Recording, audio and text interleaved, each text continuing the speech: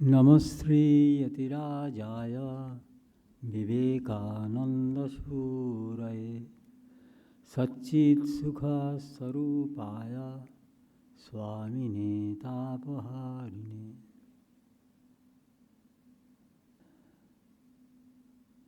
श्री श्री ठाकुर श्री श्री माँ श्रीमद स्वामी जी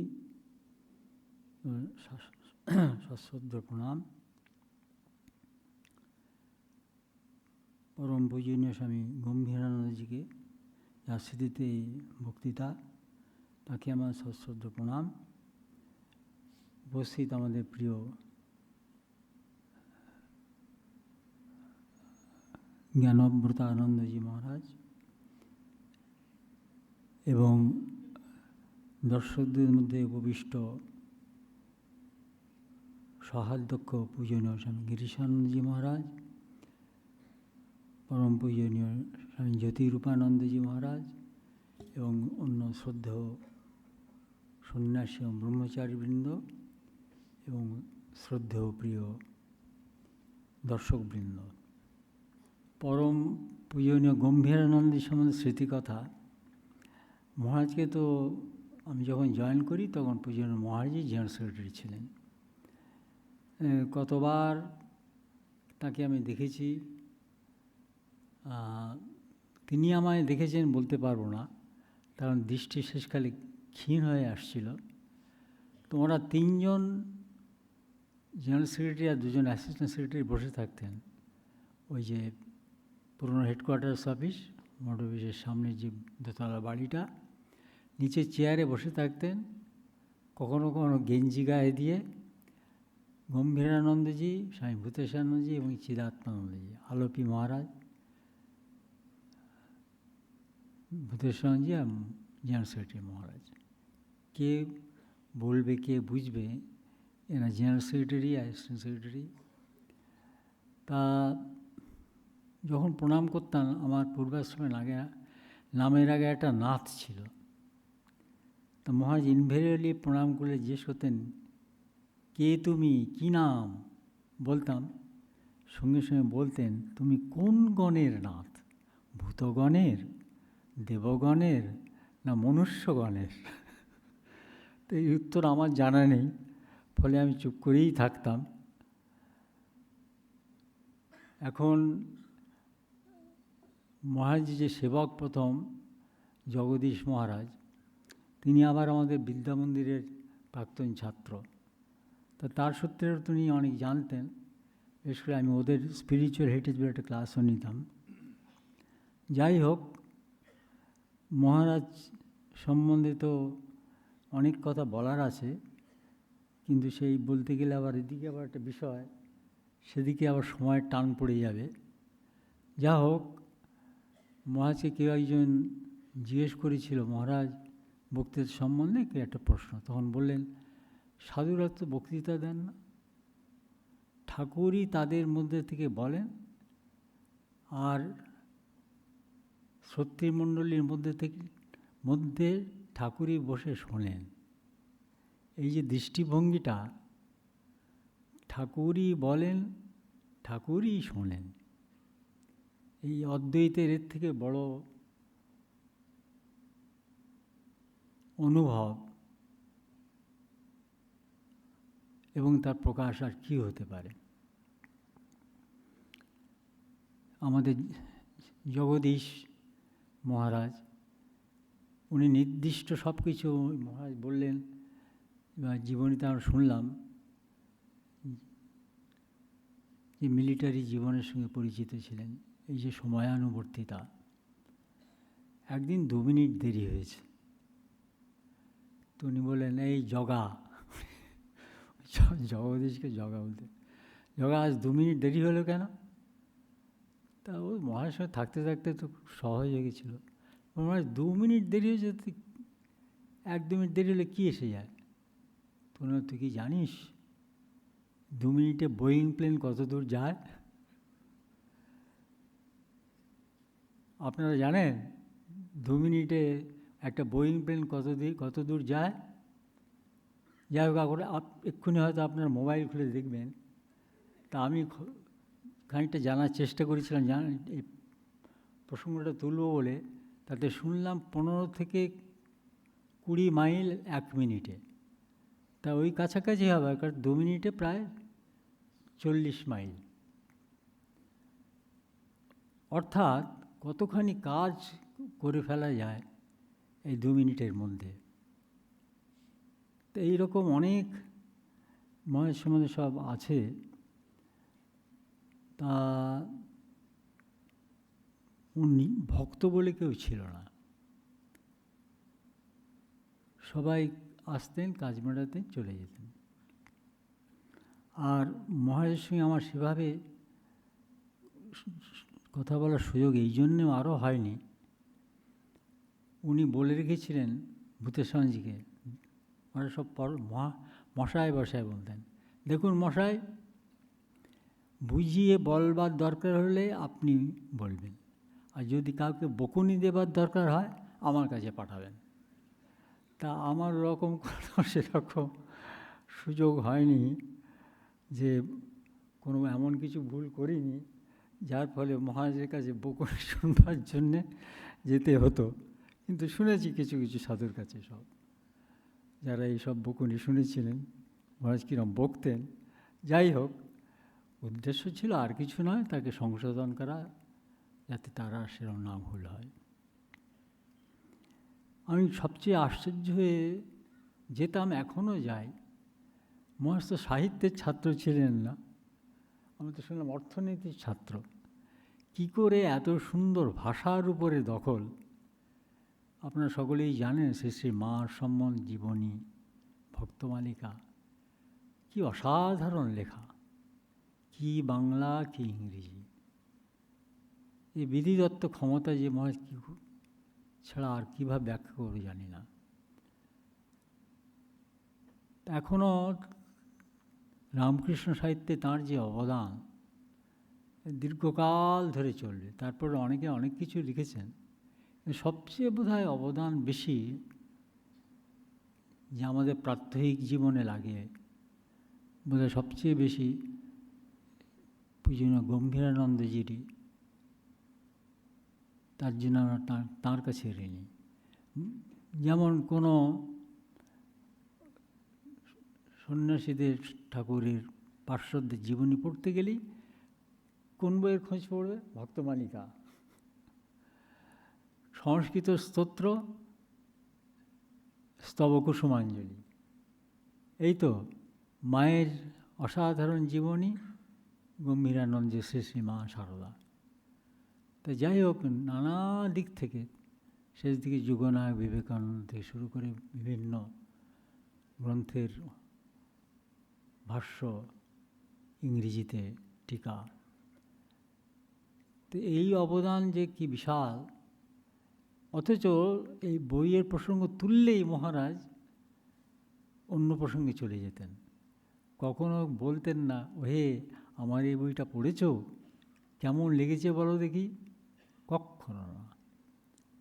তো এই নিরভিমানিতা, পাণ্ডিত্য অথচ নিরভিমানিতা আমরা সংসারে তো কমই দেখতে পাই। যাই হোক, আমার মনে হয় এইটুকু বলে এবার আমরা বিষয়ে প্রবেশ করি, কি বলেন? তা যাই হোক, মুখে মহারাজকে, পরম পূজ্য মহারাজকে আবার সশ্রদ্ধ প্রণাম জানাই। জানিয়ে আমি যে বিষয় স্বামী বিবেকানন্দ জাপান। আপনারা অনেকেই আমেরিকা সম্বন্ধে শুনে থাকেন, কিন্তু জাপান সম্বন্ধে শোনার সুযোগ খুব কম। প্রথম একটা কারণ হচ্ছে মিডিয়া আমেরিকাকে খুব গুরুত্ব দিয়ে প্রচার করে। দ্বিতীয় হচ্ছে, আমেরিকাতে আমাদের বহু সেন্টার আছে, বহু সাধু আছেন, তাদের কাছ থেকেও নানাভাবে শোনা যায়। কিন্তু জাপানে একটাই সেন্টার, বহুকাল যাবৎ একজনই মহারাজ ছিলেন, বছরে তিনি হয়তো আসতেন, অর্থাৎ আমি আমার কথা বলছি। সুতরাং সেভাবে শোনার সুযোগ খুব কমই হয়েছে আর কি। কখনো ট্রেনিং সেন্টারে, কখনো একটু কাসুন্দিয়া কিছুদিন আগে, তারপর কামারপুকুরে, এই ধরনের কখনো কখনো বলতেই হয়, এখানে উপায় থাকে না। সেছাড়া আর সেভাবে শোনার মতন সুযোগ আপনাদের অনেকেরই হয়নি প্রত্যক্ষভাবে। যাই হোক, এখন আপনারা লক্ষ্য করেছেন কিনা জানি না, স্বামীজির যে প্রামাণ্য জীবনী, ইংরেজিতে eastern and western devotees, the biography life of Swami Vivekananda, দুটো খণ্ডে, তার একটা জায়গাতে আছে জীবনের অন্তিম দিনে 4 জুলাই 1902 হঠাৎ উনি বললেন, I want to do something for Japan, I want to do something for Japan. আর কিচ্ছু লেখা নেই, কোন প্রসঙ্গে বললেন, কেন বললেন। সুতরাং সেই প্রশ্নটার উত্তর কী, সেটা সকলে একটা কৌতূহল থেকে যায়, কেন হঠাৎ এরম উনি বললেন, তার ব্যাকগ্রাউন্ডটা কী। আজকের আমরা আলোচনার মধ্যে সেই প্রসঙ্গটা বিশেষ করে আনব।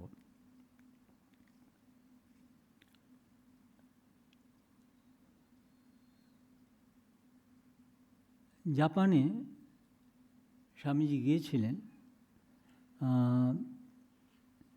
1893 সালে। যখন উনি আমেরিকা যান, তখন উনি আগেই ঠিক করেছিলেন জাপান হয়ে যাবেন। জাপান সময় তার আগ্রহ ছিল, তিনি পড়েও ছিলেন নিশ্চয়ই, যে জাপান কীভাবে রূপান্তরিত হলো মধ্যযুগীয় জাপান থেকে আধুনিক জাপানে।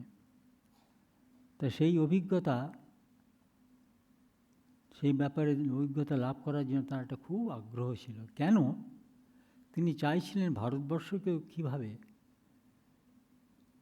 এইভাবে উন্নীত করা যায়। অখণ্ডানন্দ সুন্দর বলছেন, লোকের দেশপ্রেম থাকে, আর স্বামীজি ছিল দেশাত্মবোধ। দুটোর মধ্যে অনেক তফাৎ, কিন্তু প্রেমের মধ্যে তফাৎ আছে, কিন্তু প্রেম যখন আত্মীভূত হয়ে যায়, তখন তার মধ্যে আর বিচ্ছিন্নতা থাকে না, একাত্মতা। তো এই স্বামীজি অখণ্ডানন্দ সুন্দর বলছেন, স্বামীজি ছিল দেশাত্মবোধ।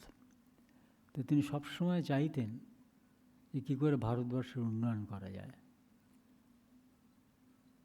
ম্যাকলাউড, নিবেদিতারা বলছেন, স্বামীজি যখন ইন্ডিয়া এই কথাটা উচ্চারণ করতেন, তার মধ্যে যে কী ভালোবাসা, কী শ্রদ্ধা যে লুকিয়ে থাকতো, তা অন্যরা তার কাছে না শুনলে বুঝতে পারত না। সেই জন্য স্বামীজি সবসময় চেয়েছেন, সবসময় তার মনের মধ্যে চিন্তা, ভারতবর্ষকে কী করে আরও উপরে ওঠানো যায়। তিনি পেনিনসুলা জাহাজে জাপান বোম্বে থেকে গেলেন, এবং তারপর অনেকেরই ধারণায় একই জাহাজে তিনি জাপানে গেছিলেন এবং ভ্যানকুভার। তা নয়, তিনি জাহাজটা পাল্টেছিলেন। সেটা হচ্ছে হংকং, এবং সেই জাহাজটার নাম হচ্ছে ভেরোনা। এটা গবেষণার ফলে আমরা জানতে পারি। এবং পৌঁছেছিলেন 30শে জুন।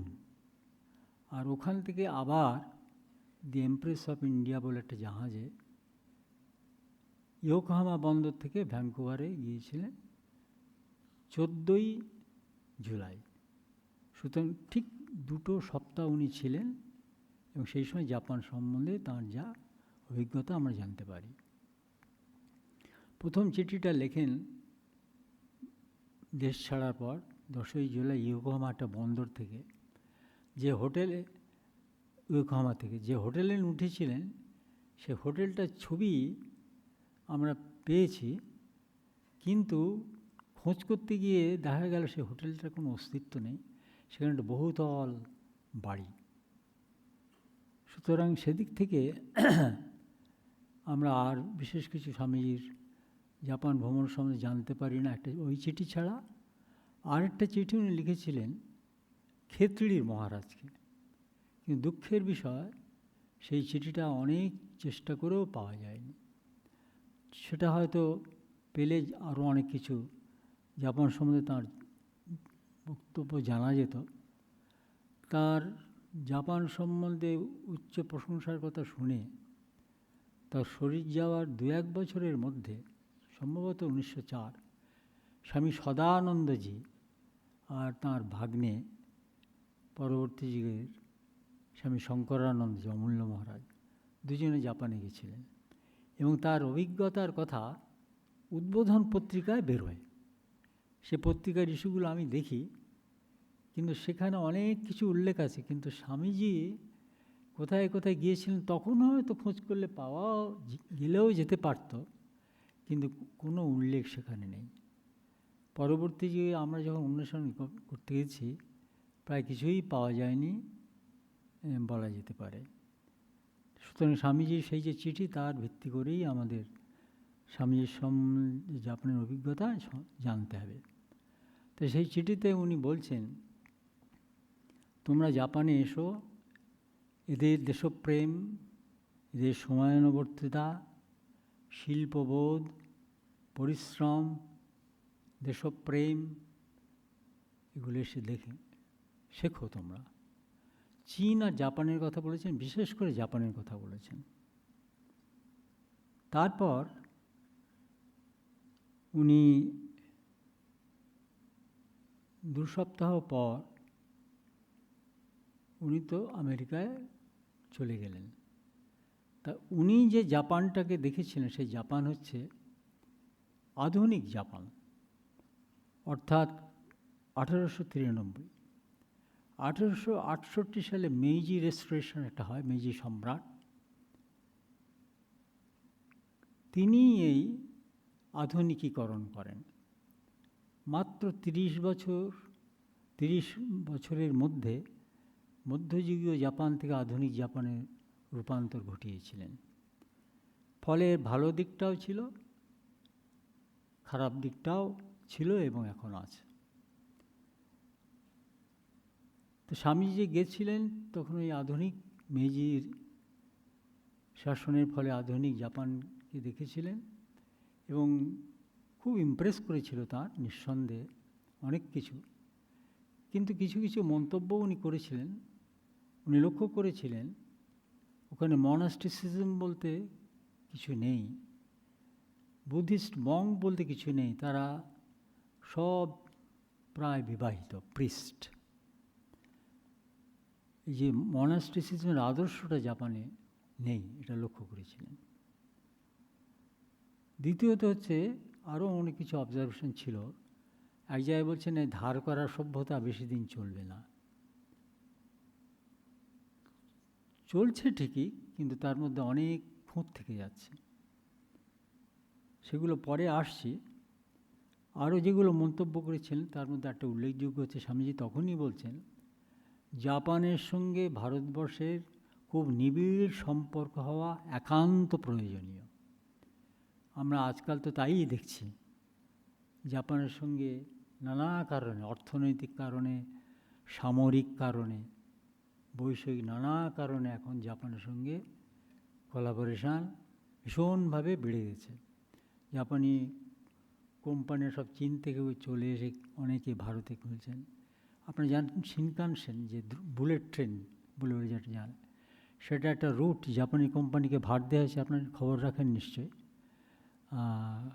সম্ভবত বোম্বে থেকে ওটা যাচ্ছে আহমেদাবাদ, গুজরাটের কোথাও একটা, যাই হোক। তো এইভাবে উত্তর বাড়ছে।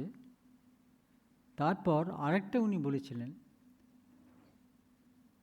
বৈষয়িক ব্যাপারে যদি ভারতের কিছু নিতে হয় জাপান থেকে নেওয়া উচিত। কেন উনি আমেরিকার বা পাশ্চাত্য দেশের কথা বলেননি? যুক্তি দিচ্ছেন যে জাপান আমাদের যা দেবে শ্রদ্ধার সঙ্গে দেবে, আর পাশ্চাত্য আমাদের যা দেবে যেন দয়া করে দেবে। ঠিকই তো তাই। যখন খাদ্য সংকট হয়, আপনারা মনে রেখেছেন আমেরিকা থেকে যেসব চাল আসতো সে কি খাওয়া যেত? তো যাই হোক, ওর এই যে একটা মন্তব্য, পর্যবেক্ষণ শক্তি কি অসাধারণ ছিল, তা বুঝতে পারা যায়। তারপর আমরা জাপান সম্বন্ধে আরেকটু ভূমিকা করি, বিশেষ করে ধর্মীয় জগৎ। জাপানের দেশজ ধর্ম হচ্ছে শিন্তো ধর্ম। তার 3টে বৈশিষ্ট্য খুব সংক্ষেপে বলছি: অ্যানসেস্টার ওয়ারশিপ, এম্পায়ার ওয়ারশিপ আর নেচার ওয়ারশিপ। এর মধ্যে দর্শন বিশেষ কিছু ছিল না। 6th সেঞ্চুরিতে জাপানে বৌদ্ধ ধর্ম প্রথমে প্রসার লাভ করলো, প্রথমত চীনের মধ্যে দিয়ে, তারপর কোরিয়ার মধ্যে দিয়ে। এবং যখন রাষ্ট্রধর্মে হিসেবে বৌদ্ধ ধর্ম গ্রহণ করা হলো, তখন থেকে সারা দেশে বৌদ্ধ মন্দির, বৌদ্ধ সম্প্রদায়, সন্ন্যাসী বিশালভাবে প্রসার লাভ করল। শিন্তো ধর্মের কাছে প্রথমভাবে কিছুটা বাধা পেলেও পরবর্তী যুগে শিন্তো এবং বৌদ্ধ ধর্ম একই সঙ্গে জাপানিরা বিশ্বাস করতে শুরু করল। কিন্তু যখন এই যে 68 সালে রূপান্তর হলো মধ্যযুগীয় জাপান থেকে আধুনিক জাপানে, তখন রূপান্তর প্রক্রিয়ার একটা প্রধান অংশ ছিল এই যে বৌদ্ধ ধর্মকে হীনপ্রভ করতে হবে এবং শিন্তো ধর্মকে উঁচুতে তুলতে হবে, রাষ্ট্রধর্ম করতে হবে। কেন? ওই যে শিন্তো ধর্মে এম্পায়ারস ওয়ারশিপ আছে, অর্থাৎ সম্রাটকে শক্তিশালী হতে হবে। কেন দরকার? তা না হলে পরে জাপান শক্তিশালী হয়ে উঠতে পারবে না। এবং ইতিমধ্যে যে কলোনাইজেশন শুরু হয়ে গেছে একের পর এক, ভারতবর্ষ, চীন, জাপান তখন শুরু হয়নি, কিন্তু ওদের চক্রান্ত চলছে। তখন জাপান ভাবছে যে আমরা যদি বাঁচতে চাই তাহলে এখনই আমাদের সমস্ত দিক থেকে আধুনিকীকরণ করতে হবে এবং তার জন্য সম্রাটকে শক্তিশালী করা দরকার। এর ফলে বৌদ্ধ ধর্ম হীনপ্রভ হয়ে গেল। শেষের দিকে দ্বিতীয় বিশ্বযুদ্ধে জাপানের ওই যে আধুনিকীকরণ, স্বামীজি বলছেন তার সামরিক প্রস্তুতি নিচ্ছে, তারা শুধু একটা রেকগনিশনের জন্য অপেক্ষা করছে। রুশ জাপান যুদ্ধ হলো রাশিয়ার সঙ্গে, তাতে রাশিয়াকে হারিয়ে দিল। এর আগে একটা ধারণাই ছিল যে কখনো পাশ্চাত্য কোনো শক্তিকে কোনো প্রাচ্যের কোনো শক্তি হারাতে পারে না। এর অসাধারণ ইম্প্যাক্ট এমন হলো যে 1905 সালে বোধহয় যে রুশ জাপানিজ যে যুদ্ধের ফলে জাপান যখন যুদ্ধে জয়লাভ করলো, তখন একজন জাপানি কলকাতার রাস্তা দিয়ে হাঁটছে, তখন কোনো একজন বাঙালি তাকে পায়ে হাত দিয়ে প্রণাম করছে। প্রণাম করছে কি না, তোমরা হচ্ছে সেই জাতিরই একজন লোক যারা রাশিয়াকে হারিয়ে দিয়েছ। কিন্তু ফল হলো এই যে বৌদ্ধ ধর্ম যে হীনপ্রভ হয়ে গেল, হীনবল হয়ে গেল, তারপর শেষকালে দ্বিতীয় মহাবিশ্বযুদ্ধে জাপান শেষ পর্যন্ত হেরে গেল এবং দুটো আণবিক বোমা পড়ার পর যখন নিঃশর্তে জাপানকে আত্মসমর্পণ করতে হলো, তখন রাজাকে আমেরিকান অকুপেশন আর্মি ম্যাকার্থার বলতে বাধ্য করল, আমি দেবতা নই, আমি তোমাদেরই মতো একজন সাধারণ মানুষ। ফলে শিন্তো ধর্মের উপর যে আস্থা ছিল সেটাও গেল নষ্ট হয়ে। এই হচ্ছে যে আরেকটা দিক। স্বামীজি কী করে জাপানে পরিচিত হলেন? স্বামীজি ইতিমধ্যে আমেরিকাতে গেছেন, শিকাগো বক্তৃতার ফলে বিখ্যাত হয়েছেন। তার কিছু কিছু সংবাদ জাপানি নিউজ পেপারে উঠেছিল, কিন্তু স্বামীজির কথাও সেখানে উল্লেখ আছে একটা জায়গায়, কিন্তু সেখানে একজন ব্রাহ্মণ বলে উল্লেখ করা আছে যে তার বক্তৃতাটা সেখানে খুব চিত্তাকর্ষক হয়েছিল। যাই হোক, তারপর 1901 সালে মিস ম্যাকলাউড তিনি ইচ্ছে করলেন যে তিনি খুব ঘুরতে ভালোবাসতেন, যে জাপানে যাবেন শিল্প শিক্ষা করতে। তারও ব্যাকগ্রাউন্ড ছিল। যাই হোক, 1901 সালে উনি গেলেন এবং সেখানে গিয়ে কাকুজো ওকাকুরার সঙ্গে দেখা হলো। তিনি শিল্পাচার্য ছিলেন ওখানে, শিল্পবেত্তা ছিলেন, শিল্প সাহিত্যিক, শিল্প ঐতিহাসিক ছিলেন। তার সঙ্গে আলাপ হওয়ার পর তখন মিস ম্যাকলাউড স্বামীজির কথা আমাকে বললেন এবং বললেন আপনি স্বামীজিকে ইনভাইট করুন। তখন স্বামীজি ম্যাকলাউডকে বলতেন লেডি মিশনারি। তা যখন উনি জাপানে আসছেন তখন স্বামীজি ওকে বলছেন, দেখো যদি সম্ভব হয় আমাকে জাপানে যাওয়ার ওখানে ব্যবস্থা তুমি করার চেষ্টা করো। তো উনি যখন বললেন ওকাকুরাকে স্বামীজির সম্বন্ধে নানা তাঁর ব্যক্তিগত অভিজ্ঞতা, তখন ওকাকুরাও দেখলেন এই যে বৌদ্ধ ধর্ম হীনবল হয়ে গেছে, উনি বৌদ্ধ ছিলেন, উনি চাইলেন স্বামীজি এলে পরে যে বৌদ্ধ ধর্ম আবার পুনরুত্থান হবে। তো প্রথমে চিঠি লিখলেন, স্বামীজি এলেন না, তার স্বামীজির শরীর তখন ভালো ছিল না। তারপর শেষ পর্যন্ত উনি নিজে এলেন, ওকাকুরা তেনশিন, ম্যাকলাউড আর হরি বলে একজন, তিনিও একজন বৌদ্ধ যুবক, ব্রহ্মচারীর মতনই ছিলেন। তিনি এসেছিলেন জাপানে সংস্কৃত শিক্ষা করবেন, ইংরেজি শিক্ষা করবেন এবং মূল বৌদ্ধ ধর্ম সম্বন্ধে জ্ঞান লাভ করবেন। এরা একসঙ্গে 1902 সালের জানুয়ারি মাসে এই বেলুড় মঠে স্বামীজি যে বাড়িটায় থাকতেন ওখানে এসে উঠলেন, ওখানে রাখার ব্যবস্থা হলো। 1 মাস পর ওকাকুরা খুব ইচ্ছে ছিল, স্বামীজি ভেবেছিলেন কাশিতে যাবেন, উনিও বললেন যে উনি সঙ্গী হতে চান, শুধু বুদ্ধগয়াতে ওকে একবার নিয়ে যেতে হবে।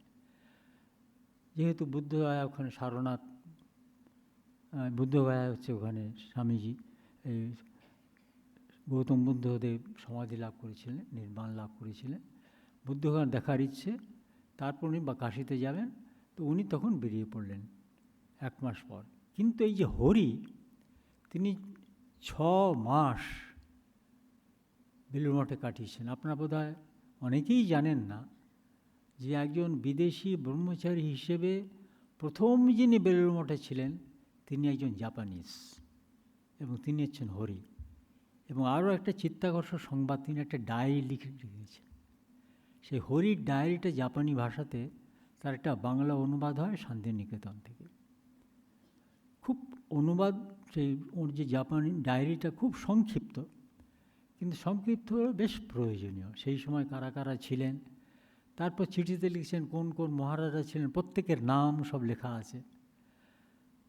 তা যাই হোক, আমি যেটা বলতে চাইছি, এই হরি স্বামীজির কাছে শাস্ত্র যা পারতেন আর কি, যখন স্বামীজি শাস্ত্র শিক্ষা দিতেন তখন উনিও ছিলেন ব্রহ্মচারীদের মধ্যে। কিন্তু এই অনেকেরই স্মৃতিচারণা আছে, তার মধ্যে কোথাও একমাত্র নিশ্চলানন্দজির এবং সেটা মহেন্দ্রনাথ দত্তের মধ্যে কিছুটা ছাড়া আর কোথাও হরির উল্লেখ নেই। তো 6 মাস পর উনি শেষ পর্যন্ত শরীর এখানে ঠিক ছিল না, তখন শান্তিনিকেতনে গেলেন। সুতরাং উনি একমাত্র জাপানি যিনি স্বামীজির সাহচর্যেও কাটিয়েছিলেন এবং রবীন্দ্রনাথের সাহচর্যেও কাটিয়েছিলেন। দুঃখের বিষয়, একটা অ্যাক্সিডেন্টের ফলে ওর টিটেনাস হয়। সুতরাং খুব অল্প বয়সে সেই হরি মারা যান, আর জাপানে ফিরে যেতে পারেন। ওর ইচ্ছে ছিল উনি ফিরে গিয়ে জাপানে আবার সেই সন্ন্যাস ধর্মের পুনরুত্থান করবেন, কিন্তু সেটা আর সম্ভব হয়নি। যাই হোক, স্বামীজিকে ওকাকুরা নিতে এলেন, কিন্তু স্বাস্থ্যের কারণে স্বামী শেষ পর্যন্ত যেতে পারলেন না। তারপর ওকাকুরার ভারত ভ্রমণ 1 মাস থাকবেন বলে ভেবে এসেছিলেন, প্রায় 8 মাস ছিলেন। নিবেদিতার সঙ্গে সম্পর্ক, তার প্রথম বইয়ে নিবেদিতার সাহায্য, ভারত ভ্রমণ, তারপরে টাগোর ফ্যামিলির সঙ্গে রবীন্দ্রনাথের সঙ্গে যোগাযোগ, অনেক ঘটনা, আমরা সেদিক দিয়ে যাচ্ছি না। তো স্বামীজি যে অনেকবার আসতে চেয়েছিলেন কিন্তু আসতে পারেননি শারীরিক কারণে, এবং আমার মনে হয় ওকাকুরার যে ইচ্ছে ছিল স্বামীজি এসে বক্তৃতা দিলে একটা বিরাট পরিবর্তন হবে, সে সম্ভাবনাটা খুব কম ছিল। কেন ছিল? স্বামীজি যে প্রভাব আমেরিকাতে সরাসরি ইংরেজিতে বলেছিলেন। ফ্রান্সে পরে একটা কনফারেন্স হয়, আপনারা জানেন, সেটাতে সমস্ত ফ্রেঞ্চে বলতে হতো। স্বামীজি তার জন্য ফ্রেঞ্চ শিখলেন।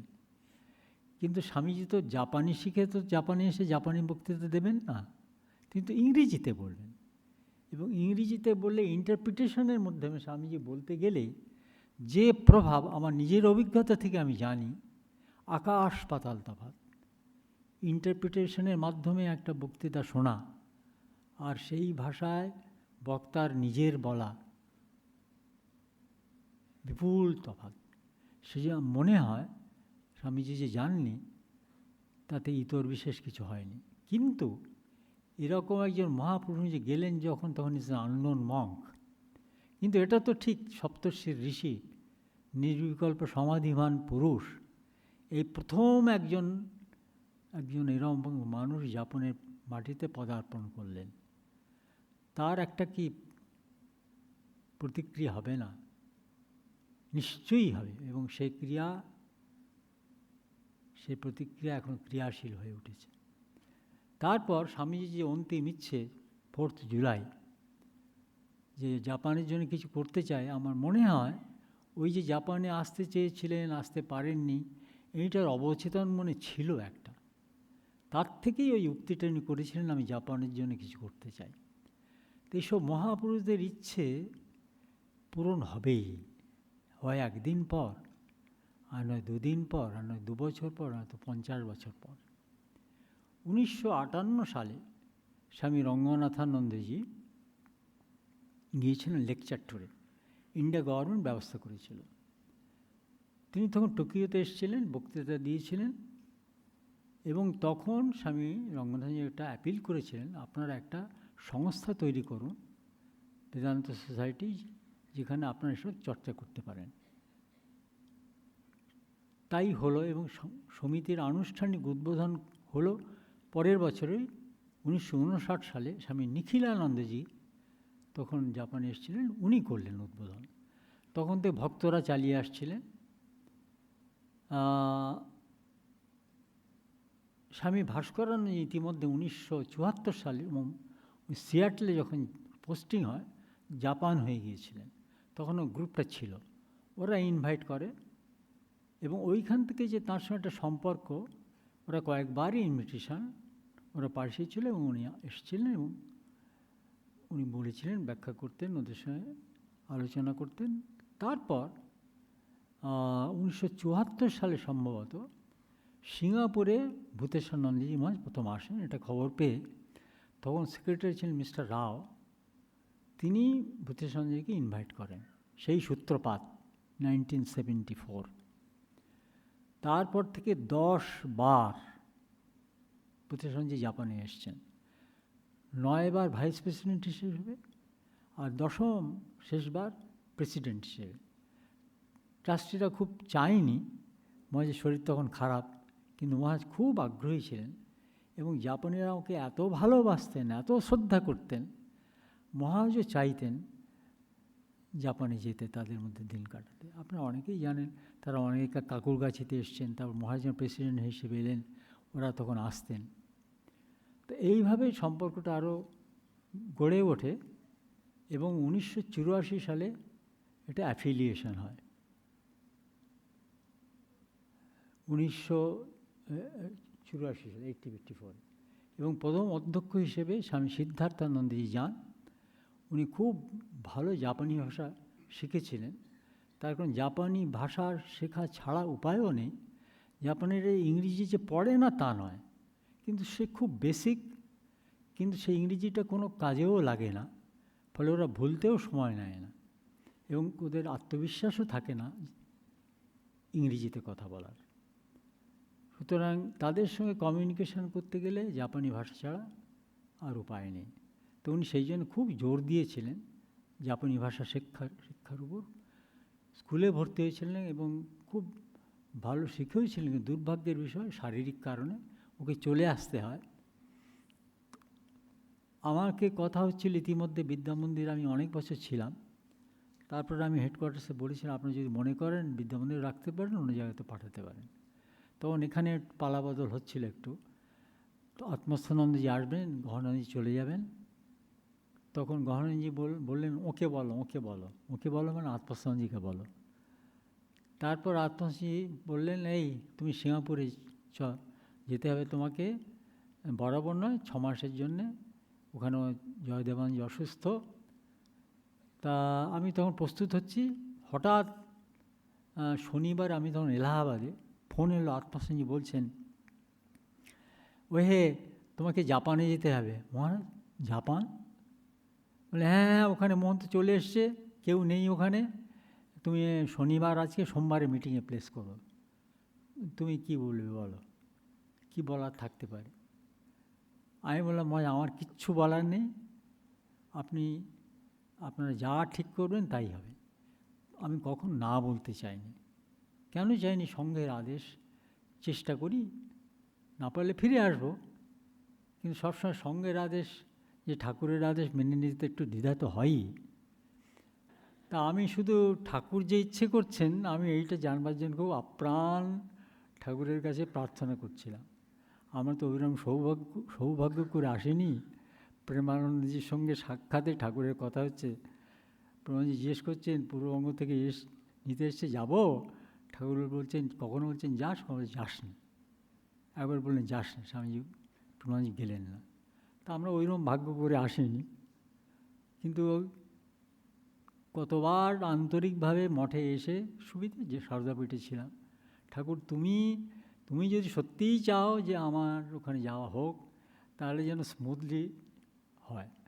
আর যদি স্মুথলি আমার যাওয়াটা না হয়, কোথাও একটা বিঘ্ন পড়ে, তাহলে বুঝো তোমার ইচ্ছে নয়।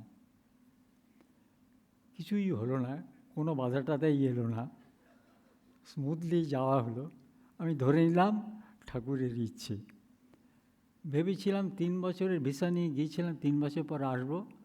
আত্মস্থানন্দজিকে বললাম, মহারাজ 3 বছর তো হয়ে গেল। হ্যাঁ, 30 বছর থাকবে। 3-এর পর কখন যে একটা শূন্য পড়ে গেল।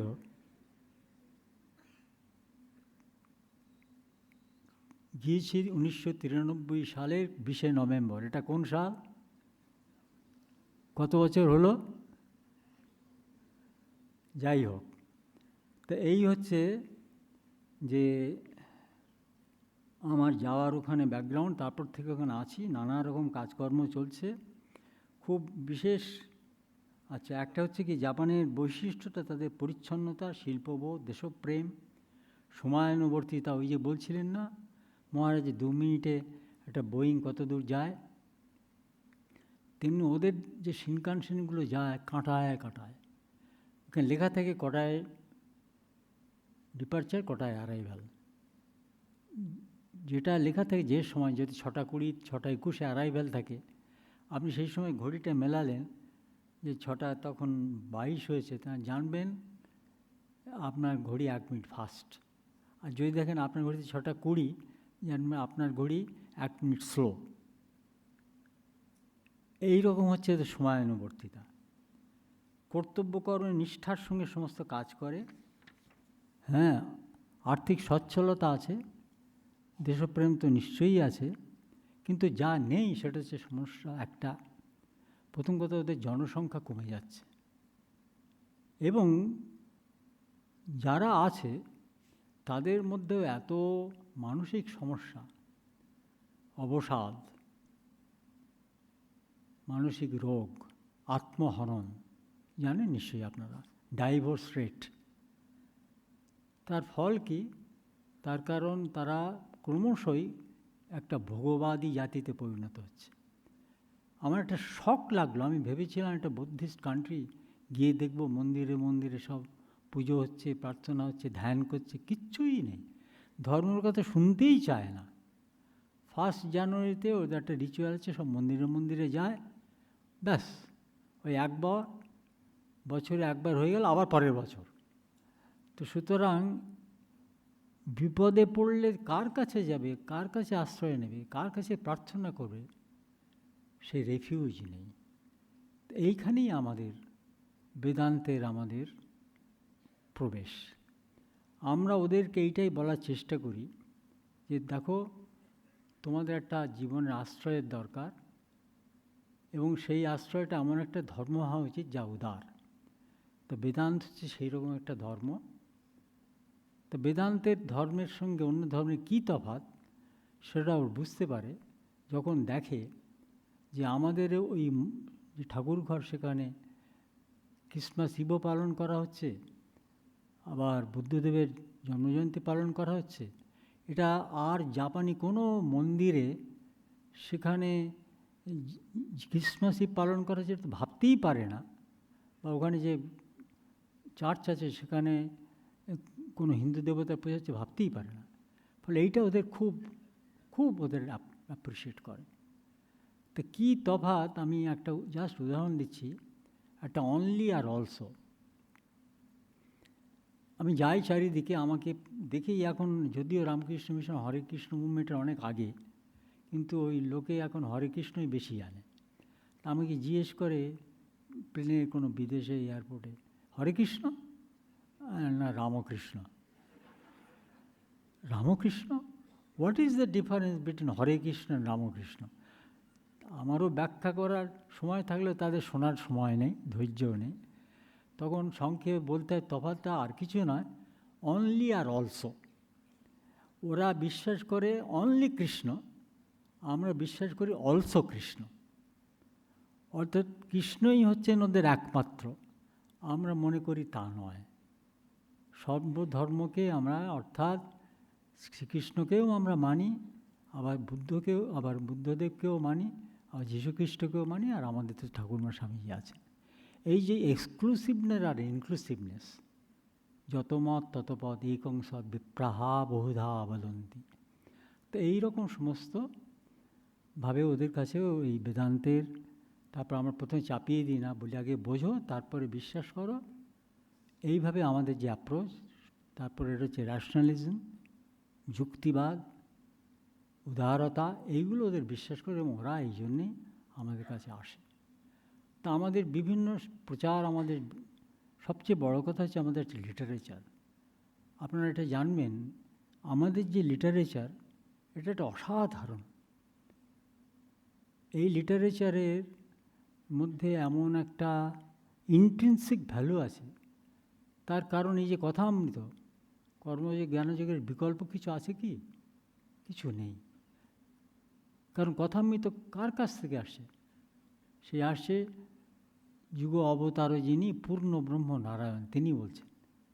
আর রাজযোগ কর্মযোগ, সপ্তর্ষি ঋষি, সবিকল্প সমাধিবান, এইরকম লিটারেচার অনেক সম্প্রদায় আছে ভারতবর্ষে, কিন্তু এই রকম সাহিত্য আর কোথায় আছে? এই সাহিত্যের অনেক অনুবাদ ওখানে হয়েছে। আমাদের প্রায় 50টা টাইটেল আছে জাপানি ভাষা, অনেকে জানেন না আপনারা। ইংরেজি বাদ দিয়ে বিদেশি ভাষার মধ্যে সবচেয়ে বেশি অনুবাদ হয়েছে জাপানিতে, এবং এর এই লিটারেচারের মাধ্যমে ওরা বিশেষ করে জানতে পারছে। তো এইটাই ফলে আমাদের একটা, একদিক থেকে আমরা বললো আমাদের একটা ইম্প্যাক্ট। আমাদের অ্যাটলিস্ট 50 থেকে 60,000 জাপানি আমাদের কথা জানে নানাভাবে, আমাদের প্রোগ্রাম অ্যাটেন্ড করে, আমাদের হোম পেজের মাধ্যমে, আমাদের বইয়ের মাধ্যমে, ম্যাগাজিনের মাধ্যমে, নিউজ লেটারের মাধ্যমে। এবং এটা ছাড়াও স্বামীজি ঠাকুর তারা নিজেরা নিজেদের প্রচার করেন। জাস্ট একটা উদাহরণ দিই। এই ঘটনাটা বলেছিলেন টাটা কোম্পানির একজন ইন্টারপ্রেটার, এক মহিলা, বাঙালি মহিলা। ওখানে ইন্টারপ্রেটারের কাজ করতেন। কোনোভাবে জাপানের যে ন্যাশনাল টেলিভিশন, তার যে সর্বময় কর্তা, তার সঙ্গে যোগাযোগ হয়। তা তিনি ভারতে কয়েকবার এসছেন। তো কথায় কথায় ওই ইন্টারপ্রেটারকে উনি বলেন যে, দেখুন, আমি যখন কোনো সমস্যায় পড়ি, ওইরকম উচ্চ অফিসার তো সমস্যা তো লেগেই আছে, আমি কার কাছে প্রার্থনা করি জানেন? কার কাছে? শ্রীরামকৃষ্ণের কাছে। আমি তো অবাক শুনে, কোনো যোগাযোগ নেই, কিচ্ছু নেই, ওরকম একটা অত উঁচু মহলের লোক, কীভাবে তিনি শ্রীরামকৃষ্ণকে জানলেন? তো সেই বলছে, আমরা আর কী প্রচার করছি, তারাই প্রচার করছে। তা আমার অন্তিম প্রার্থনা একটা, এটা জানিয়ে শেষ করছি, সেটা স্বামীজির কাছেই সেই প্রার্থনা। তা ইমিটেশন অফ ক্রাইস্টের একটা প্রার্থনা আছে, সেটাকে একটু আমরা বদলে নিয়ে এইভাবে বলছি। বাংলাতে বললে, স্বামীজি আপনি আপনার পতাকা আমাদের বহন করতে দিয়েছেন, অর্থাৎ আমরা যা কিছু কাজ করছি, স্বামীজি ওই যে বলেছেন ডু সামথিং ফর জাপান, সেই ইচ্ছেটা আমাদের মাধ্যম দিয়ে স্বামীজি পূরণ করছেন। তা আপনি আপনার পতাকা আমাদের বহন করতে দিয়েছেন, এখন আমাদের প্রার্থনা আমাদের সেই শক্তি দিন যে যাতে আমরা আমৃত্যু সেই পতাকা বহন করতে পারি। ইংরেজিটা হচ্ছে ভারী সুন্দর। স্বামীজি, উই আর বিয়ারিং দাই cross, thou hast laid it upon us, and grant us strength that we shall bear it unto death. নমস্কার।